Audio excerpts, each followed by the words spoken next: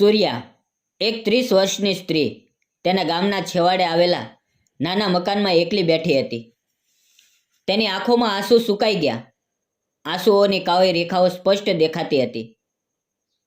6 મહિના પહેલાં તેના પતિ રમેશ એક માર્ગ અકસ્માતમાં અવસાન પામ્યા હતા. રમેશ ગામના એક સામાન્ય ખેડૂત હતા, જે સૂર્યા અને તેમની નાની દીકરી મીરા માટે જીવનનો આધાર હતા. તેમનું મૃત્યુ સૂર્યા માટે આભ ફાટવા સમાન હતું. મીરા હજી માત્ર 5 વર્ષની હતી અને તેને પિતાનો પ્રેમ શું હોય તે સમજવાનો પણ સમય મળ્યો નહોતો. રમેશના ગયા પછી સૂર્યાનું જીવન અંધકારમય બની ગયું હતું. ઘર ચલાવવાની જવાબદારી તેના નાજુક ખંભા પર આવી પડી હતી. થોડા દિવસો સુધી તો ગામના લોકો અને સગા સંબંધીઓએ મદદ કરી, પરંતુ સમય જતાં સૌ પોતપોતાના કામમાં વ્યસ્ત થઈ ગયા. સૂર્યા સમજી ગઈ કે તેણે પોતાનો રસ્તો જાતે જ શોધવો પડશે. તેની પાસે જમીન નહોતી કે કોઈ મોટો વેપાર કરવાનો અનુભવ પણ નહોતો. એક જ વિકલ્પ હતો, મજૂરી. ગામમાં મોટાભાગના લોકો ખેતી પર નિર્ભર હતા. સૂર્યાએ પણ ખેતરમાં મજૂરી કરવાનું નક્કી કર્યું. શરૂઆતમાં તેણે સંકોચ થતો હતો. તેણે ક્યારેય આવું કામ કર્યું નહોતું. રમેશ જીવતા હતા ત્યાં સુધી સૂર્યા ઘરકામ સંભાળતી અને મીરાની સંભાળ રાખતી. પરંતુ હવે પરિસ્થિતિ અલગ હતી. તેણે પોતાના અને મીરાના ભવિષ્ય માટે આ કઠોર નિર્ણય લેવો પડ્યો. એક સવારે સૂર્યા ગામના સૌથી મોટા ખેડૂત મોહનભાઈના ખેતર તરફ ચાલી નીકળી. મોહનભાઈ એક ભલા માણસ હતા અને તેમના ખેતરમાં ઘણા મજૂરો કામ કરતા હતા.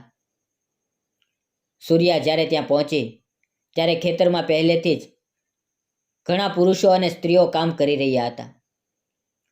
સૂર્યાએ ડરતા ડરતા મોહનભાઈનો સંપર્ક કર્યો અને પોતાની પરિસ્થિતિ વર્ણવી. મોહનભાઈએ સૂર્યાની વાત ધ્યાનથી સાંભળી. બેટા, મને તારી પરિસ્થિતિની જાણ છે. રમેશ સારો માણસ હતો. તું ચિંતા ન કર, તને અહીંયા કામ મળી જશે. તું આજે જ બીજા મજૂરો સાથે જોડાઈ જા, તેમણે સહાનુભૂતિપૂર્વક કહ્યું. સૂર્યાના હૃદયમાં થોડી શાંતિ થઈ.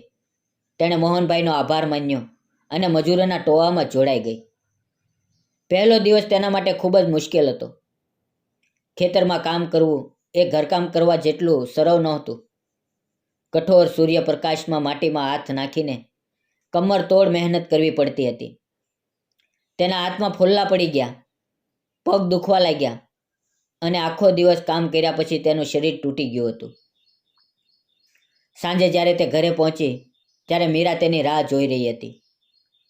મીરાને જોઈને સૂર્યનો બધો થાક ઉતરી ગયો. તેણે મીરાને ગળે લગાડી અને તેને જમાડી. પછી તે પોતે ચૂપચાપ જમીન પર સૂઈ ગઈ. દિવસો પસાર થતા ગયા. સૂર્યા ધીમે ધીમે ખેતરમાં કામમાં ટેવાઈ ગઈ.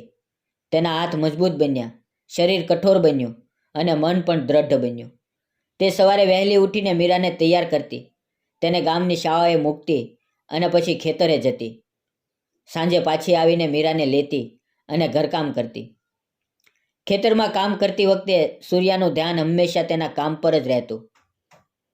તે ભાગ્યે જ કોઈની સાથે વાત કરતી.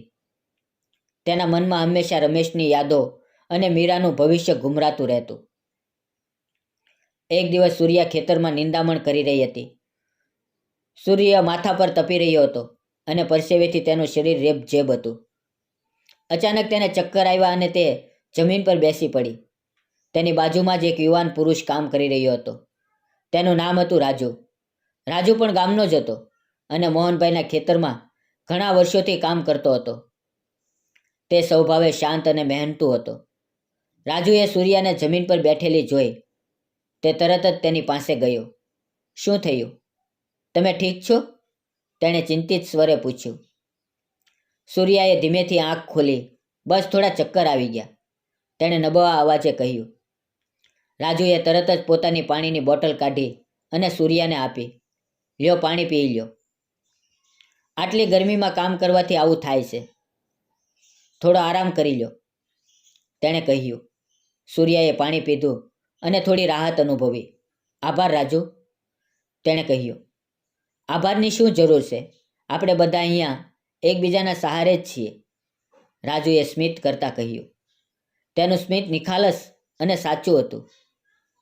તે દિવસ પછી રાજુના ઘણી વાર સૂર્યાની મદદ કરતો.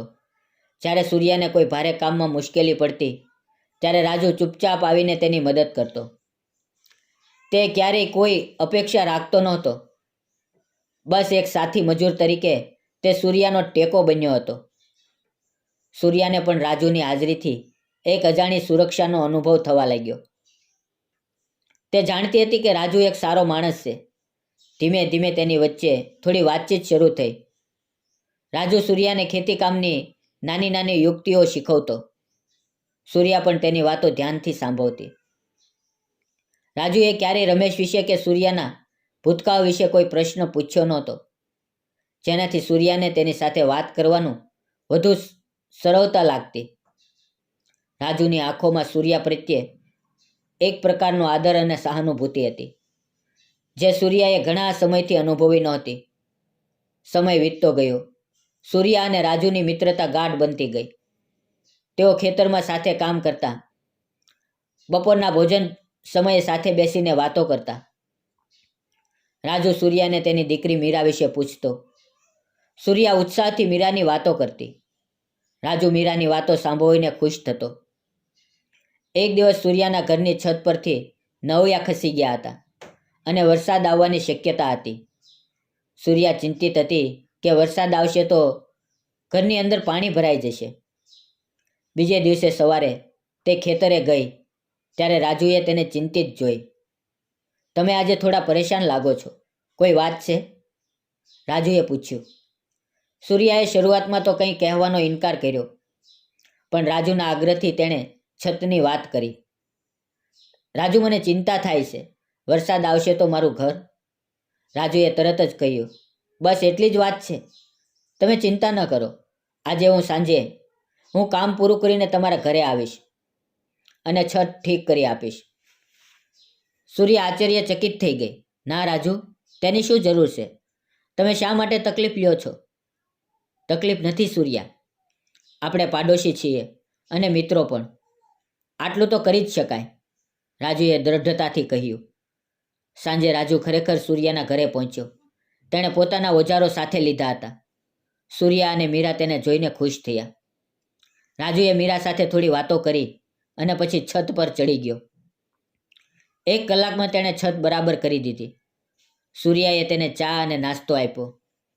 રાજુ, તમારો ખૂબ ખૂબ આભાર. તમે મારી માટે ઘણી મોટી ચિંતા દૂર કરી દીધી. સૂર્યાએ કૃતજ્ઞતાપૂર્વક કહ્યું. કોઈ વાંધો નહીં સૂર્યા, તમે બસ ખુશ રહો, રાજુએ સ્મિત કરતા કહ્યું. હવે આ ઘટના પછી સૂર્યાના મનમાં રાજુ માટે એક અલગ જ ભાવના જાગી. તે સમજી ગઈ કે રાજુ માત્ર એક સાથી મજૂર નથી, પરંતુ એક એવો વ્યક્તિ છે જે તેની સંભાળ રાખે છે અને તેને મદદ કરવા માટે તૈયાર રહે છે. રાજુ પણ સૂર્યાની સાદગી, તેની મહેનત અને તેની દીકરી પ્રત્યેના પ્રેમથી પ્રભાવિત થયો હતો. મિત્રો, એક સાંજે ખેતરનું કામ પૂરું થયા પછી રાજુ અને સૂર્યા સાથે ઘરે પાછા ફરી રહ્યા હતા. સૂર્ય આથમવાની તૈયારીમાં હતો. વાતાવરણ શાંત હતું.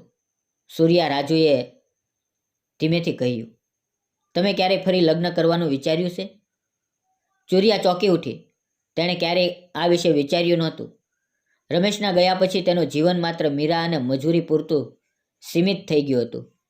ના રાજુ, મેં ક્યારેય એવું વિચાર્યું નથી. મારા માટે હવે બસ મીરા જ મારું જીવન છે, તેણે ધીમેથી કહ્યું. પણ સૂર્યા, તમે આખી જિંદગી એકલા કેવી રીતે કાઢશો? મીરાને પણ પિતાનો પ્રેમ જોઈએ, રાજુએ ધીમેથી સમજાવ્યું. સૂર્યા ચૂપ રહી. રાજુની વાત સાચી હતી, પણ તેના મનમાં રમેશની યાદો હજી તાજી હતી. તેણે ક્યારેય કોઈ બીજા પુરુષ વિશે વિચાર્યું નહોતું. જુઓ સૂર્યા, રાજુએ ફરી કહ્યું, હું જાણું છું કે તમારા માટે આ બધું નવું છે, પણ હું તમને પસંદ કરું છું. હું તમારી અને મીરાની સંભાળ રાખવા માંગુ છું. જો તમને વાંધો ન હોય તો શું તમે મને એક તક આપશો? રાજુના શબ્દો સૂર્યાના કાનમાં ગુંજી રહ્યા હતા. તેણે ક્યારેય વિચાર્યું નહોતું કે કોઈ તેને આ રીતે પ્રપોઝ કરશે. તેના હૃદયમાં એક અનોખી લાગણી ઉભરી આવી. તે રાજુની આંખોમાં જોઈ રહી. ત્યાં કોઈ લાલચ નહોતી, કોઈ સ્વાર્થ નહોતો, બસ શુદ્ધ પ્રેમ અને સન્માન હતું. રાજુ, મને વિચારવા માટે થોડો સમય આપ, સૂર્યાએ ધીમેથી કહ્યું. ચોક્કસ, ચોક્કસ સૂર્યા, તમે જેટલો સમય લેવો હોય તેટલો લ્યો. હું તમારી રાહ જોઈશ, રાજુએ કહ્યું. તેની આંખોમાં આશાની ચમક હતી. રાજુના પ્રપોઝલ પછી સૂર્યાની રાતોની ઊંઘ હરામ થઈ ગઈ. તેના મનમાં સતત રાજુના શબ્દો ગુમરાતા હતા. તે રમેશને ભૂલવા માંગતી નહોતી, પણ તેને એ પણ સમજાતું હતું કે જીવન આગળ વધે છે. મીરાને ખરેખર પિતાની જરૂર હતી. રાજુ એક સારો માણસ હતો, મહેનતુ હતો, અને સૌથી અગત્યનું, તે મીરાને પણ સ્વીકારવા તૈયાર હતો. તેણે પોતાની જાતને પૂછ્યું, શું હું ફરી પ્રેમ કરી શકીશ? શું હું રમેશ સાથે દગો કરી રહી છું? તેના મનમાં ઘણા પ્રશ્નો હતા. તેણે પોતાની માતા સાથે વાત કરવાનું નક્કી કર્યું, જે બીજા ગામમાં રહેતી હતી. સૂર્યા તેની માતાને મળવા ગઈ અને તેને રાજુ વિશે બધું કહ્યું. તેની માતાએ ધ્યાનથી સાંભળ્યું. બેટા, રમેશ એક સારો માણસ હતો અને તે હંમેશા તારા હૃદયમાં રહેશે. પણ તારે આખી જિંદગી એકલા નથી કાઢવાની. મીરાને પણ એક પિતાની જરૂર છે. જો રાજુ સારો માણસ હોય અને તને ખુશ રાખી શકે તો તારે આ તક ગુમાવી ન જોઈએ. રમેશ પણ તને ખુશ જોવા માંગતો હશે, તેની માતાએ સમજાવ્યું. માતાની વાત સાંભળીને સૂર્યાના મન પર થોડો ભાર હળવો થયો. તેણે રાજુના વર્તન, તેની મદદ અને તેની નિષ્ઠા યાદ કરી. રાજુએ ક્યારેય તેને ખરાબ નજરથી જોઈ નહોતી. હંમેશા તેને સન્માન આપ્યું હતું. ધીમે ધીમે તેના હૃદયમાં રાજુ પ્રત્યેની લાગણીઓ વધુ સ્પષ્ટ થવા લાગી. તે માત્ર મિત્રતા નહોતી, તે કંઈક વધુ હતું. એક ધીમો, શાંત પ્રેમ. એક અઠવાડિયા પછી સૂર્યા અને રાજુ ફરી ખેતરમાં સાથે કામ કરી રહ્યા હતા. સૂર્યાએ રાજુને પોતાની વાત કહેવાનું મન બનાવ્યું. રાજુ, સૂર્યાએ ધીમેથી કહ્યું, મેં વિચાર્યું. રાજુએ આશાભરી નજરે તેની તરફ જોયું. હું તને એક તક આપવા તૈયાર છું, પણ મારી એક શરત છે, સૂર્યાએ કહ્યું. બોલ સૂર્યા, હું તારી બધી શરતો માનવા તૈયાર છું, રાજુએ ઉત્સાહથી કહ્યું. મીરા મારા જીવનનો સૌથી મહત્વનો ભાગ છે. તમે તેને તમારા પોતાના સંતાન જેવો પ્રેમ આપશો, તેનું ધ્યાન રાખશો, તો જ હું આ સંબંધ વિશે વિચારીશ, સૂર્યાએ સ્પષ્ટ કર્યું. રાજુના ચહેરા પર એક મોટી સ્મિત આવી ગઈ. સૂર્યા, મીરાને હું મારા પોતાના સંતાનથી પણ વધુ પ્રેમ આપીશ. હું તમને વચન આપું છું, તેણે દ્રઢતાથી કહ્યું. હું તમારી અને મીરાની આખી જિંદગીથી સંભાળ રાખીશ. તમને ક્યારેય કોઈ દુઃખ નહીં થવા દો. સૂર્યાના હૃદયમાં શાંતિ અને ખુશીની એક લહેર દોડી ગઈ. તેણે રાજુની આંખોમાં જોયું અને ત્યાં તેને વિશ્વાસ અને પ્રેમ સ્પષ્ટ દેખાયો. તે સમજી ગઈ કે તેણે સાચો નિર્ણય લીધો છે. સૂર્યા અને રાજુના સંબંધની વાત ધીમે ધીમે ગામમાં ફેલાઈ ગઈ. કારણ કે સૂર્યા વિધવા હતી અને રાજુ એક સામાન્ય મજૂર હતો. પરંતુ મોહનભાઈ, જે ગામના વડીલ અને સન્માનિત વ્યક્તિ હતા, તેમણે આ સંબંધને ટેકો આપ્યો. રમેશના ગયા પછી સૂર્યાએ ઘણી મુશ્કેલીઓનો સામનો કર્યો. રાજુ એક સારો અને મહેનતુ છોકરો છે. જો તેઓ બંને એકબીજાને પસંદ કરતા હોય અને એકબીજાનો સહારો બનવા માંગતા હોય તો તેમાં ખોટું શું છે? મોહનભાઈએ ગામના લોકોને સમજાવ્યું. મોહનભાઈના સમર્થનથી ગામના લોકો પણ ધીમે ધીમે આ સંબંધને સ્વીકારવા લાગ્યા. મિત્રો, સૂર્યા અને રાજુએ લગ્ન કરવાનું નક્કી કર્યું. રાજુના પરિવારમાં માત્ર તેની વૃદ્ધ માતા હતી, જે સૂર્યા અને મીરાને સ્વીકારવા તૈયાર હતી. રાજુની માતાએ સૂર્યાને પોતાની દીકરીની જેમ સ્વીકારી અને મીરાને પણ ખૂબ પ્રેમ આપ્યો. હવે લગ્નની તૈયારીઓ શરૂ થઈ. સૂર્યાના જીવનમાં ફરી એકવાર ખુશીઓનો માહોલ છવાઈ ગયો. મીરા પણ રાજુને પપ્પા કહેવા લાગી હતી અને તેની સાથે ખૂબ હળી મળી ગઈ હતી. રાજુ પણ મીરાને બાગમાં ફેરવવા લઈ જતો, તેને વાર્તાઓ કહેતો અને તેની સાથે રમતો. મીરાના ચહેરા પર ફરી બાળ સહજ, નિર્દોષ સ્મિત દેખાવા લાગ્યું. સૂર્યાએ પોતાની જૂની સાડીઓમાંથી એક સારી સાડી પસંદ કરી રાજુએ પણ પોતાના માટે નવા કપડાં ખરીદ્યા. લગ્ન સાદાઈથી ગામના મંદિરમાં જ કરવાનું નક્કી કર્યું. ગામના કેટલાક લોકો, મોહનભાઈનો પરિવાર અને સૂર્યાની માતા લગ્નમાં હાજર રહ્યા. મંદિરમાં પંડિતજીએ મંત્રોચ્ચાર શરૂ કર્યો. સૂર્યા અને રાજુએ એકબીજાને વરમાળા પહેરાવી. પછી તેણે અગ્નિની સાક્ષીમાં 7 ફેરા ફેર્યા. એકબીજાને 7 વચનો આપ્યા. રાજુએ સૂર્યાના કપાળમાં સિંદૂર પૂર્યું અને મંગળસૂત્ર પહેરાવ્યું. આ ક્ષણે સૂર્યાની આંખોમાં આંસુ હતા, પણ તે દુઃખના નહીં, ખુશીના આંસુ હતા. તેને લાગ્યું કે રમેશ પણ ક્યાંકથી તેને આશીર્વાદ આપી રહ્યો છે. સૂર્યા અને રાજુનું જીવન હવે એક નવી દિશામાં આગળ વધી રહ્યું હતું. તેઓ બંને સવારે સાથે ખેતરે જતા, સાથે કામ કરતા અને સાંજે સાથે ઘરે પાછા ફરતા. રાજુ સૂર્યાને દરેક કામમાં મદદ કરતો. સૂર્યા પણ રાજુની સંભાળ રાખતી. તેમના ઘરમાં ફરીથી હાસ્ય અને ખુશીઓનું વાતાવરણ છવાઈ ગયું. રાજુએ મીરાને પોતાના સંતાનથી પણ વધુ પ્રેમ આપ્યો. તેને તે શાળાએ મૂકવા જતો, તેની સાથે રમતો અને તેને ભણાવતો. મીરાએ પણ રાજુને પોતાના પિતા તરીકે સ્વીકારી ચૂકી હતી. તેના જીવનમાં પિતાના પ્રેમની કમી પૂરી થઈ ગઈ હતી. આ વાર્તા માત્ર 2 વ્યક્તિના પ્રેમની નહોતી, પણ જીવનની કસોટીઓ સામે ઝઝૂમીને ફરીથી ખુશીઓના શોધવાની હતી. તે દર્શાવે છે કે પ્રેમ કોઈ પણ બંધનને ઓળંગે છે અને સાચો પ્રેમ હંમેશા પોતાનો રસ્તો શોધી લે છે. ભલે પછી તે ખેતરની માટીમાંથી જ કેમ ન ઉગે. સૂર્યા અને રાજુએ સાબિત કરી દીધું કે જીવનમાં ગમે તેટલા દુઃખ આવે, પણ આશા અને પ્રેમથી ફરીથી સુખ જીવન જીવી શકાય છે. તેમના જીવનમાં હવે માટીની સુગંધ અને તેની સાથે પ્રેમની સુગંધ પણ ભળી ગઈ, જે તેમના જીવનને સદાય મહેકતાવતી રહે છે.